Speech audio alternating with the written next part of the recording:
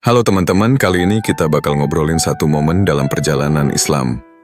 Kisah hijrahnya Nabi Muhammad SAW bersama sahabat paling dekatnya, Abu Bakar As-Siddiq, terutama pas mereka bersembunyi di Gua Tsur.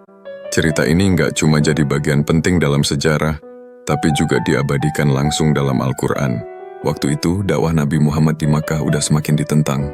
Tekanan dari kaum Quraisy makin gila-gilaan. Ada intimidasi, boikot, bahkan ancaman pembunuhan.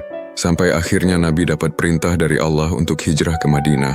Hijrah ini bukan sekadar pindah kota, tapi strategi besar untuk menyelamatkan umat Islam dan menyebarkan dakwah dengan lebih aman. Nah, Abu Bakar adalah salah satu orang yang paling excited ketika tahu Nabi bakal hijrah. Dari dulu Abu Bakar selalu pengen ikut bareng Nabi kemanapun beliau pergi. Dan pas kabar itu datang, ya jelas nggak dilewatin. Tapi masalahnya Quraisy udah bikin rencana busuk. Mereka mau bunuh Nabi secara rame-rame, biar tanggung jawabnya nggak jatuh ke satu kabilah aja. Malam itu, Nabi keluar dari rumahnya dengan pertolongan Allah, dan berhasil lolos dari kepungan Quraisy. Abu Bakar pun langsung nemenin beliau. Mereka nggak langsung cabut ke Madinah, tapi justru menuju ke arah berlawanan, ke selatan buat ngibulin para pengejar. Tujuannya?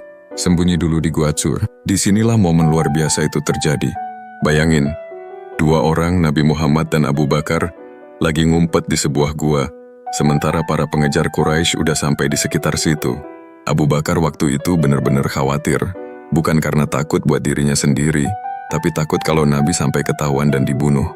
Abu Bakar sampai bilang ke Nabi, kalau salah satu dari mereka lihat ke bawah kakinya, pasti mereka bisa lihat kita.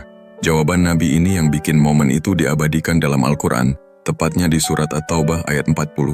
Ayat itu bilang, ketika orang-orang kafir mengusir Nabi, ketika dia salah seorang dari dua orang, ketika keduanya berada di dalam gua, ketika dia berkata kepada sahabatnya, janganlah engkau bersedih, sesungguhnya Allah bersama kita. Maka Allah turunkan ketenangan kepada nabinya. Kalimat la tahzan, innallaha ma'ana, jangan sedih, Allah bersama kita, jadi bukti keimanan dan keteguhan hati Nabi, sekaligus penenang bagi Abu Bakar. Ada juga riwayat yang menceritakan bahwa Allah melindungi mereka dengan cara luar biasa.